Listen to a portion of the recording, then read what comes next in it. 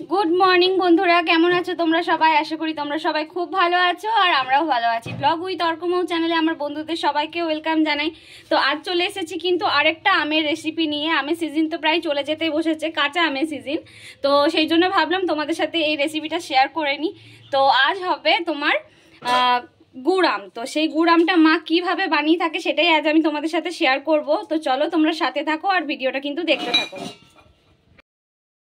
এখানে দেখো কাঁচা আমগুলো নিয়ে নিয়েছি, আর এই আমগুলো কিন্তু খোসাটা ছাড়িয়ে মাঝখানের যে তোমার বীজটা থাকে সেটা ছাড়িয়ে কিন্তু ভালো করে কেটে নিতে হবে।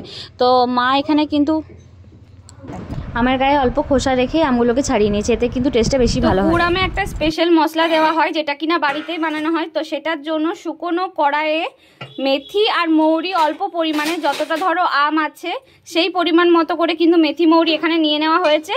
আর তোমার হালকাভাবে গরম করে কিছুক্ষণ রোস্ট করে নেওয়া হয়েছে। কম আছে 2 থেকে 3 মিনিটের মতো রোস্ট করে নিতে হবে। মেথি আর মৌরিটা কিন্তু রোস্ট করা হয়ে গেছে। এরপরে আবারও কড়াইটা গরম করে দিয়ে দেবো পরিমাণ মতো সরষের তেল।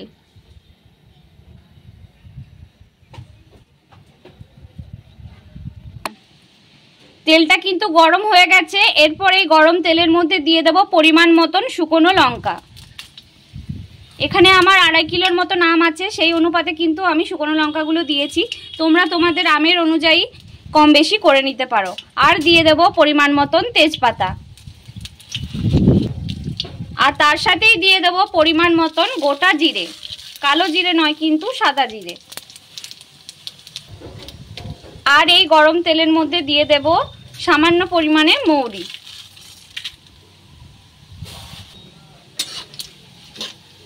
এরপর খুব ভালো করে কিন্তু মিক্স করে নেব তেলের সাথে।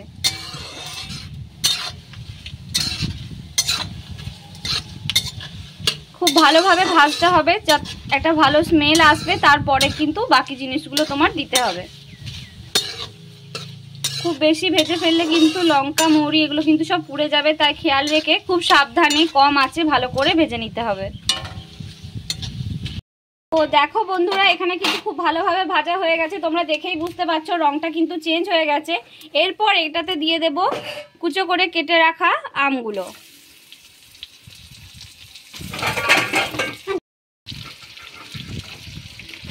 সব আমগুলো কিন্তু দিয়ে দেব।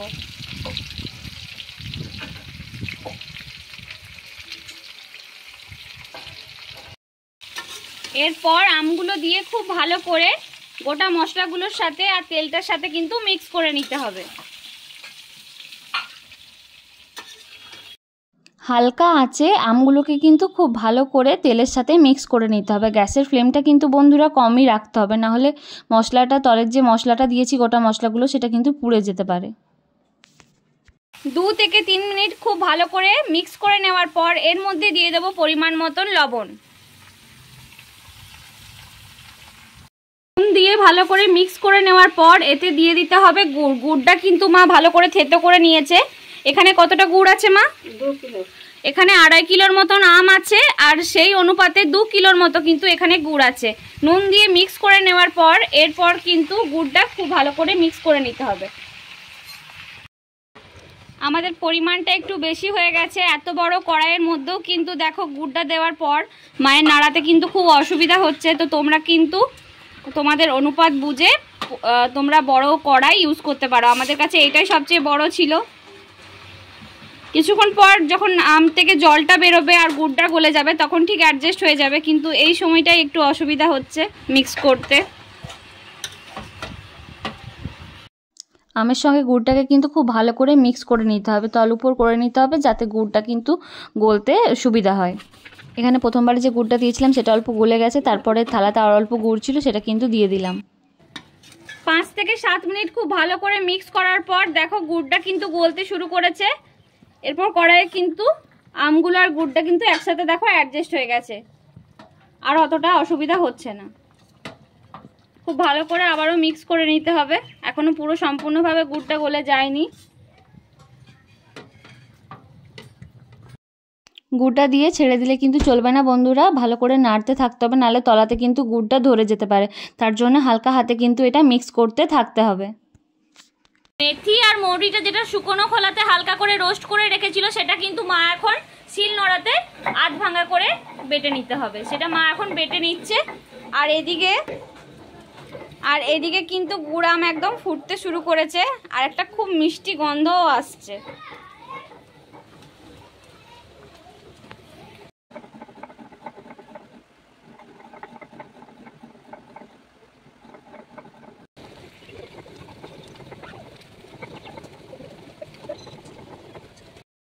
গুড়টা গলে গেছে সেই জন্য এরকম দেখাচ্ছে, আর আমটার থেকেও কিন্তু জল বেরিয়েছে।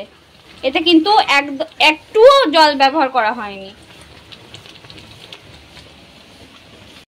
তো এখানে মেথি আর মৌরিটা কিন্তু দেখো মা গুঁড়ো করে তুলে রেখেছে, আর এদিকে নিয়ে নিয়েছে আদাটা থেতো করে নিতে হবে। বাটবে না তো, থেতো করে নেবে? আচ্ছা, তো আদাটা কিন্তু ভালোভাবে থেতো করে নিতে হবে। দেখো বন্ধুরা, গুড়টা ফুটে কিন্তু প্রায় অনেকটাই কমে গেছে, আর কালারটাও চেঞ্জ হয়ে গেছে, আর আমটাও কিন্তু গুড়ের মধ্যে সেদ্ধ হয়ে গেছে। এরপর এই যে থেতো করে রাখা আদাটা আছে এটা কিন্তু দিয়ে দেবো। আদাটা দিয়ে খুব ভালো করে মিক্স করে নিতে হবে।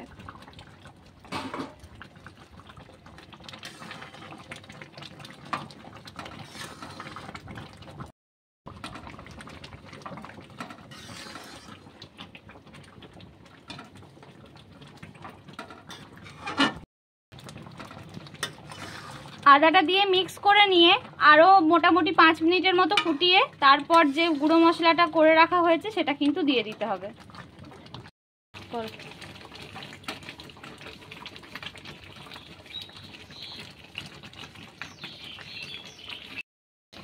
থেতো করে রাখা আদাটা দিয়ে আরও মিনিট 5 মতো ভালো করে ফুটিয়ে নেওয়া হয়ে গেছে। এরপর কিন্তু গ্যাসটা বন্ধ করে দেবো।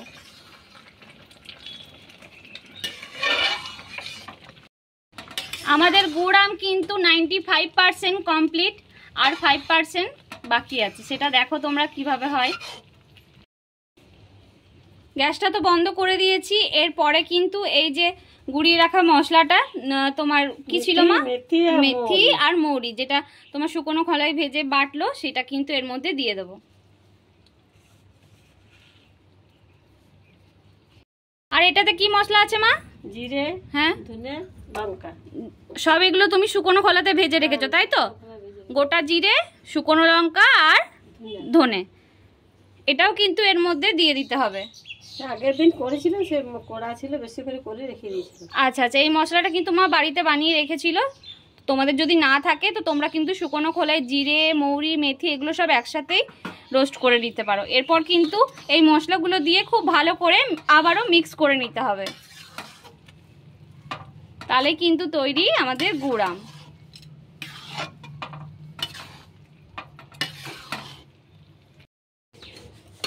তো বন্ধুরা, গুড় আম কিন্তু কমপ্লিট। তো বন্ধুরা, তোমরা তো দেখলে মা কিভাবে গুড় আমটা তৈরি করে, সেটা আমি তোমাদের সাথে শেয়ার করলাম। তো এই গুড় আমের রেসিপি তোমাদের কেমন লাগলো অবশ্যই কিন্তু আমাকে কমেন্ট করে জানাবে। যদি ভালো লেগে থাকে তো লাইক, কমেন্ট আর সাবস্ক্রাইব করবে, কারণ তোমাদের একটা লাইক, একটা কমেন্ট আর একটা সাবস্ক্রাইব কিন্তু আমাকে অনেক মোটিভেট করে আরও এগিয়ে যেতে। তো চলো বন্ধুরা, এই রেসিপিটা তোমরা বাড়িতে ট্রাই করবে, অবশ্যই ভালো হবে। গুড় আম কম বেশি তোমরা সবাই জানো, কিন্তু মা কিভাবে কি প্রসেসে করে সেটাই আজকে আমি তোমাদের সাথে শেয়ার করলাম। আর খেতে কিন্তু অনবদ্য হয়, দারুণ। তাই আমি আমার বন্ধুদের সাথে এই রেসিপিটা শেয়ার করে নিলাম। তো চলো, খুব জলদি আবার নতুন একটা ভিডিওর সঙ্গে দেখা হবে। টাটা, তোমরা সবাই ভালো থেকো।